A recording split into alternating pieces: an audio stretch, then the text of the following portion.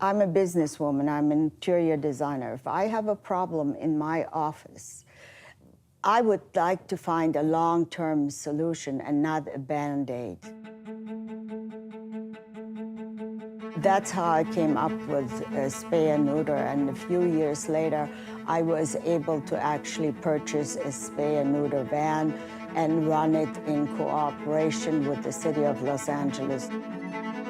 Everybody that ever knew Erika was enriched. She had a life energy, a vivaciousness, a force of character. She was bright, and she was charming, and she was funny. She was just, she was just like a perfect woman. And she was beautiful. And Bob was the perfect partner to her. Tall, good-looking, Hollywood leading man type.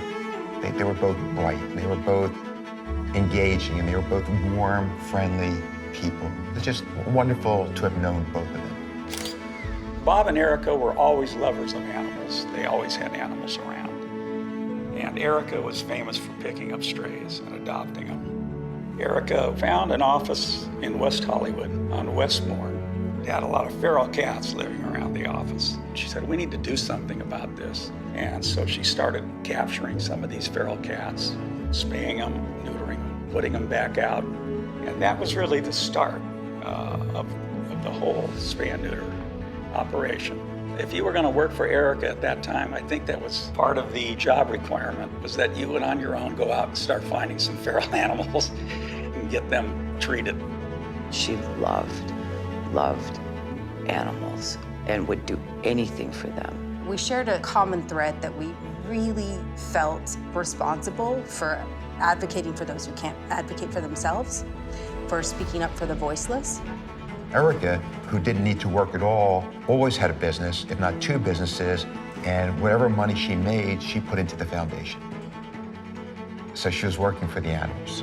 And she's been the most vibrant voice for the idea of doing comprehensive spay and neuter to save animals' lives, and that's in this city and really much of what became statewide. Around 2005, there was a fundraiser for social compassion and legislation, and they were trying to raise some money, and I made a large offer if somebody would match it. Eric, just raise your hand. I'll do that. So that was probably the beginning of us doing things together. What Erika believed from the beginning was that the biggest solution is if the puppies aren't born, then that significantly reduces the situation. Her whole bottom line was spay and neuter, and she wanted to continue that and have all of her money go to just spay and neuter because that was so important to her life. And she met people like Dr. Gary Michelson, who had the same goal, that had, not only they talked the talk and walked the walk, but they did everything. If you look at the less wealthy neighborhoods in Los Angeles, they don't have veterinarians. So the services are not available. And even if they were here and they're not, they'd be unaffordable.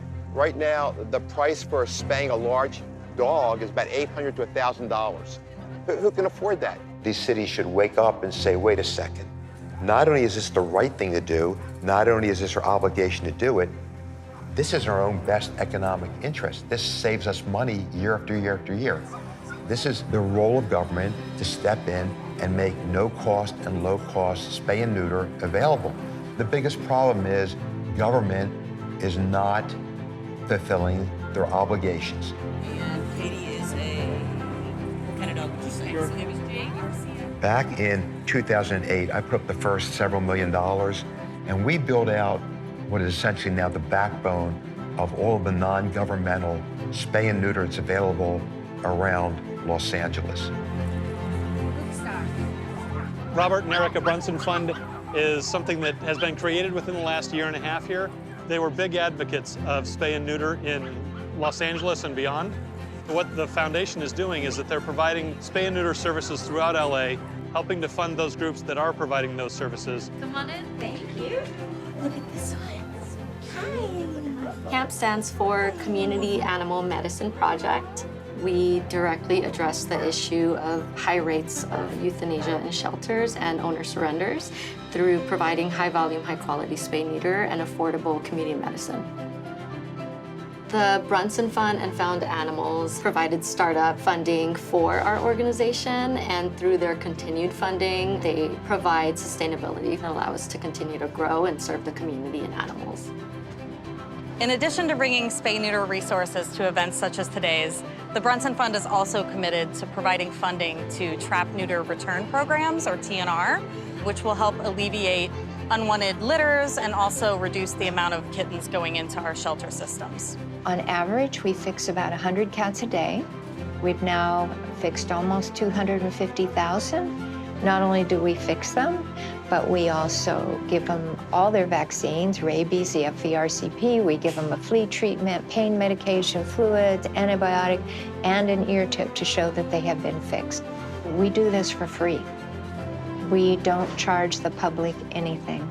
We wouldn't be able to do what we do at the volume that we do without the Brunson Fund. And they've been consistent. They've been here from day one. The Michelson Found Animals Foundation is really executing on their vision, and it's something we're really proud to be able to do. This is a woman who was passionate about animals since she was 3 or 4 years old. When she had to leave with her family, when her father said, make sure that you take the animals and you make them feel safe. And she never forgot that. And that's what she's been doing ever since.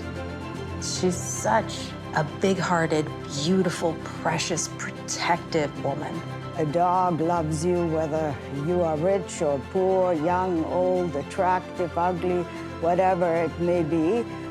He will always love you. Well, that sort of inspires me to do something for really the closest friends we have. And so it's really, really a wonderful gift, the animals, to us human beings.